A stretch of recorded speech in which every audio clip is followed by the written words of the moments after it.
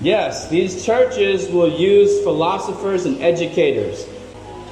In their study, this is Nicholas's study and the SDA church, because the SDA church and Nicholas's study and Vern Bates and other ministries like with Sessler in them, they use these supposed original writings and the trumpets and the seals as truth, which we're going to go over this next time when I come back after you guys are done for like 2 Sabbaths. We'll get that set up. Okay, so what was I going to talk about here? Okay, so when you look at their 6th seal, okay, sign number 1 of their 6th seal, they are not using what? What do you see in here? Do you see scripture in this? There's no scripture in this like with what you saw in our 7 trumpets and 7 seals and the 7 last plagues. What do they have here? Encyclopedia Britannica, Volume 7, page 848. Scholars, other books. That's what they do. Do you need all these other books to show you the truth in the scriptures? If you're a Berean, you can open up this book and understand it. Right? But yet they take these things from the encyclopedia as to being in the 6th plague, the great, or the, not the 6th plague, but the 6th seal with the great earthquake that is so big that the wicked know that the day of the Lord's wrath has come. But yet they use the 6th seal from the time of 1755, the great Lisbon earthquake. Again, this prophecy of the 6th seal is the future. But yet, what are they doing, Brother Daniel? It's in the past, in 1755. The great earthquake that brings on the great day of God's wrath. The great day of God's wrath isn't even here. But yet the people can't catch that. SDA says the 6th seal, signs of Christ's second coming, 1755 AD? Question mark. Again, what's that? There's no physical, there's no evidence in this. It's presumption. Did God really say this? Do you see the serpent working? This is why we don't play with the Seventh Day Adventist Church. This is why we don't connect ourselves to them. This is why we don't play or connect it to the SDR Church or any other churches who are doing the same things. Right? Otherwise, in the Battle of Armageddon, you're basically already consumed and devoured. Otherwise, you would be sleeping too. Yeah, I mean, there's no hurry.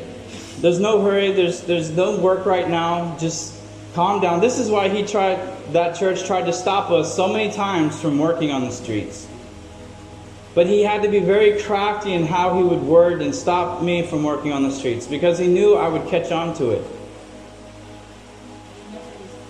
But we never listen. We don't obey man. I don't care what they say. I will make my own decision and my own choice with what God gives and puts into my heart. And the moment that we reject that and you listen to man, you can say goodnight too. That's why it's crucial that in your relationships to this world that you be careful who you're connected to. Because when you stay too long, you become like them. What you behold, you become changed. And then these truths that you've been hearing Sabbath after Sabbath, it becomes like this. Tired. It's witchcraft. These people that come into your life, witchcraft. Here's another ministry. Robert Sessler, an old mentor of mine. Okay? Laodiceanism. He says the same thing. Lisbon earthquake, 6th seal. And see this? There's the word. Where's the word, probably? Right here. Look at this. When you read these educated men, which he admitted to in his audio. Okay, it's a theory. Alright? What does it say? A great earthquake, which probably, there's no surety.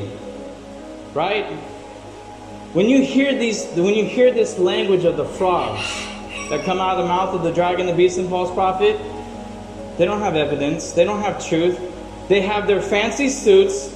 They have their wise, educated Jesuit training they're presenting to the world that have rounded this whole globe up as much as possible to wonder after the beast through witchcraft and Laodiceanism.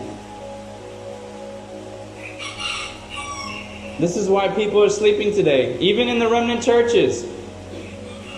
After Sabbath, they just go out and do whatever they want. But guess what? When the test comes, we're going to see who's crying, and we're going to see who's the true remnant. Because again, when you're facing death in this great battle of Armageddon that's coming, when you're staring right at it, it's a different story. You go play off in this world with your little girlfriends or boyfriends and stuff. Eventually, when the test comes, you're going to be found wanting. Why? Because you did not prepare for war. We're in the preparation stages for war.